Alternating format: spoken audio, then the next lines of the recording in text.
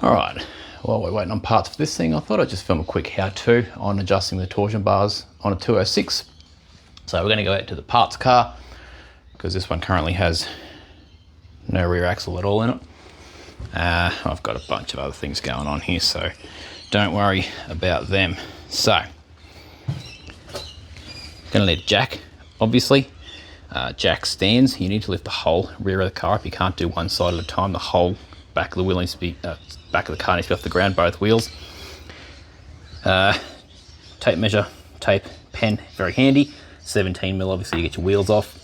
A hammer and some sort of bar. You can use an extension bar if you don't mind damaging one. I've just got a piece of 10mm round. Torx bits. You'll need Torx. You can hack your way around it, but if you've got a Peugeot, just get yourself a set of Torx bits. They're invaluable. A pick or a screwdriver or both. And then I've got a few other bits and pieces to make my life easier. I've obviously taken the wheel off. I have also removed the handbrake cable already. Benefits of being in Australia is it's pretty simple to get them off. If yours is seized on there, don't worry about it. You don't need it off. You can work your way around it. It just makes life a bit easier. So this in here is your anti-roll bar. This is your end link essentially for your anti-roll bar. So removing that bolt and then taking, that's a little plastic plug. And then you use a slide hammer and you can take your end plate off your anti-roll bar, but don't worry about that. If it's not broken, don't fix it. That's your torsion bar there for this side. So this is the trailing arm here. So there's a big bearing in there on the axle. And then this trailing arm moves up and down. And then the torsion bar is splined into here. And the up and down movement translates to twisting forces on your torsion bar. And your torsion bar runs all the way through there and it is attached to the axle on the other side.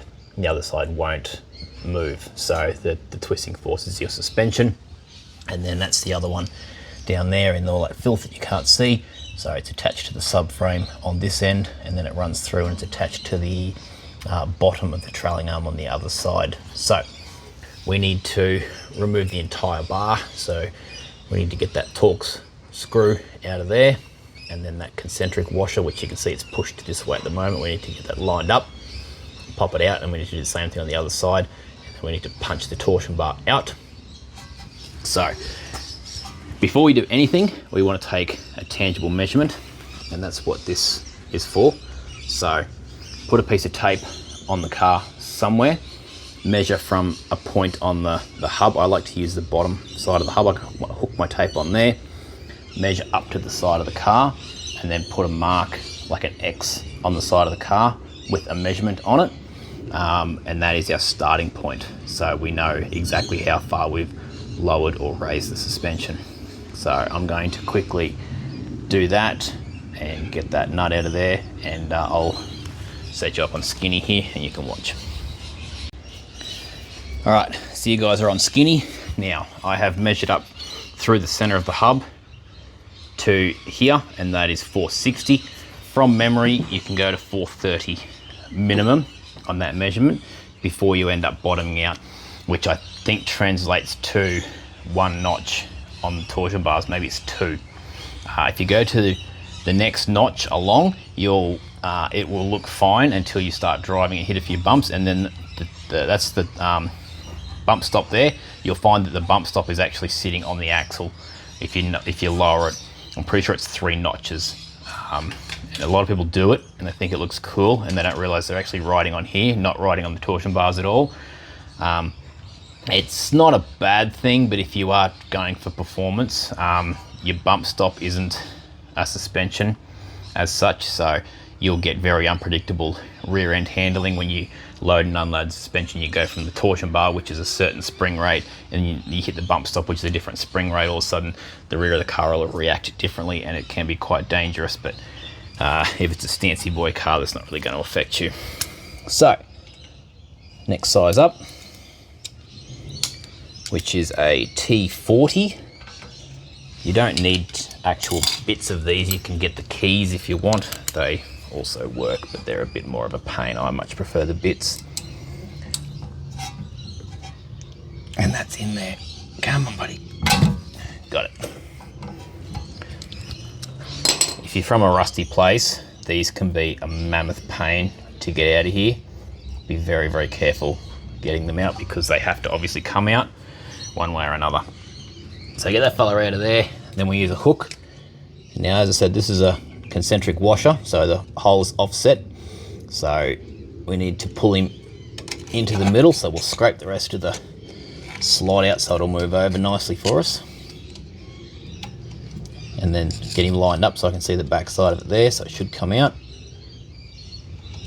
There he goes. So you pull him out, so he looks like that. And the ridge goes all the way around in here, so we'll take the opportunity now to clean that out, because this washer can go back in any direction. So I can go in and sit up like that, or it can go in and sit that way. It honestly doesn't matter, as long as you've got that nice and clean. So you can see the shiny end of that there is the torsion bar, and the dirty end of it is the casting of the trailing arm. I'll quickly go around the other side and I'll take the other end off, and I'll be back. Okay, so the other side's obviously going to look different because they're not symmetrical. So the torsion bar attaches to this trailing arm down the bottom, and that's not the one you want. The one we're doing is the other side, and it's the top one. So it actually resides up the top there. It's very, very hard to see in the blackness, but trust me when I say back there is another T40 bolt that we can get onto, which actually you can see it, it's right there. So with a long extension we can get onto that one and crack him, and then pull the concentric nut out, and that's the other end of that torsion bar we're working on. So get that undone. Okay, now that other end is out and the cockatoos are back, we need to punch it out of here. Now this is the only thing that's really holding this axle up. Obviously the anti-roll bar is holding both of the trailing arms at the same angle, so it's not really going to want to drop down too far, and you are going to have to overcome that resistance adjusting one side at a time. You can just crack that bolt and free it. If it does become an issue, if you can't get enough movement out of the anti-roll bar, just take that bolt off of there and you'll be fine. Otherwise you should be good. I've done it without removing the anti-roll bar before. So I'll take the weight of this.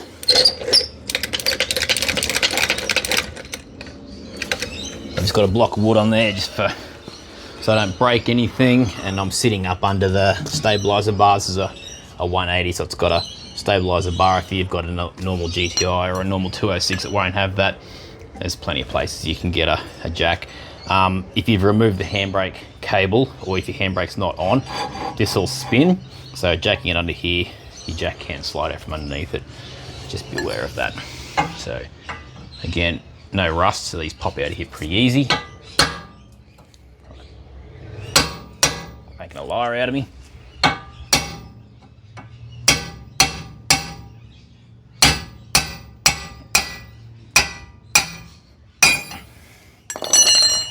Okay, bring him in so that you can see the splines in there, and the splines on the, can you see that? No, you probably can't. But that's the torsion bar there. So they engage on their splines. So what we need to do now is we need to go around until we can re-spline onto the torsion bar. So obviously you don't have infinite amounts of adjustment. You can only go each spline on the torsion bar, which is a bit unfortunate. Other designs of torsion bars do allow for completely infinite adjustment, but this one here, if you counted those splines, it accounts for that many amounts of adjustment. So as I said, I think it's about 430 mil we can go to. So that's up 10 mil. That's 440. That's 430 there. Now getting these to re-engage is the hardest part, often coming in from the back. This one doesn't have the factory muffler on, it's got this aftermarket exhaust, so without that rear muffler around here, it's quite easy to get in underneath, but otherwise just grab the bar and just give it a wriggle around until you get it to re-engage.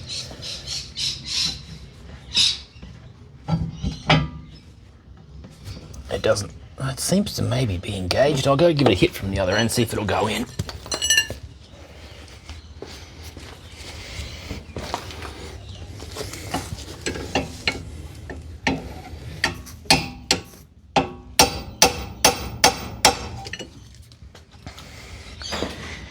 Nope, not engaging. Actually, I can see quite clearly that those splines aren't lining up. Let's go down 85 mil, maybe it's 435.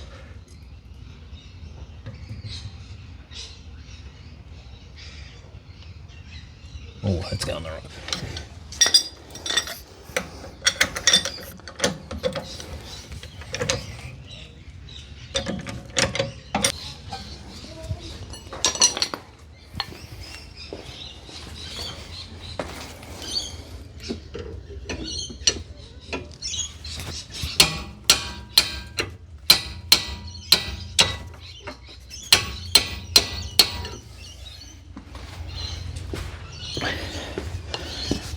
All right, so that's engaged there, and it's pumped back in a little bit. But this, I think, it's 445, so it's only a 15 mil drop. So that maybe, I think that's one notch.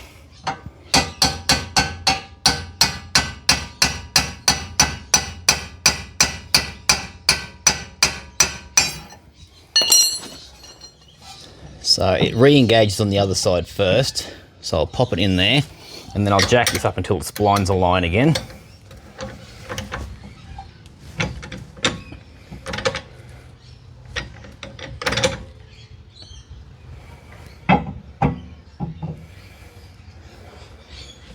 Halfway. That's about it there. So that is 420. So it's about a 40 mil drop. That's pretty good. I'll see if I can punch that in there.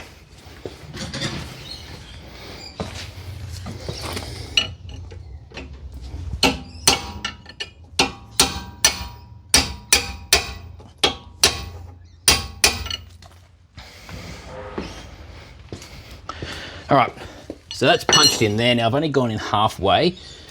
So what I need to do is reinstall this concentric washer, and then I can hammer the torsion bar up against it, and then I can put the washer on the other side. So I'll clean this slide out perfectly. Now, if you're gonna do this again, I would suggest putting the washer down, because it keeps all the gunk from sitting in the bottom here. Because if you put the washer so it's up, it leaves this groove at the bottom open, and all your junk flies in there. And then if you want to take it out again, you got to clean it all out. If you put the washer down, why should it be like that? Put the washer down, the stuff really can't get up in the top very easily. It's a lot easier to clean out. So I'll put that in that way.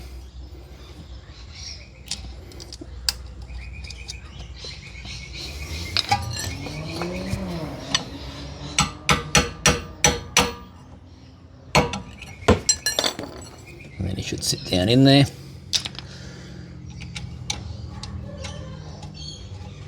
Bolt goes back in. Now these don't need to be done up hard at all. They just hold it in, so just nip it up and leave it. And then go and punch the bar all the way through.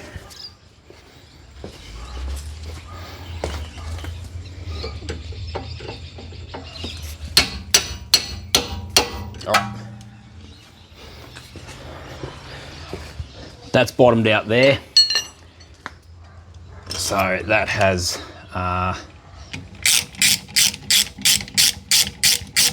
fully seated itself, and then I can put the washer and nut on the other side. That's this side done.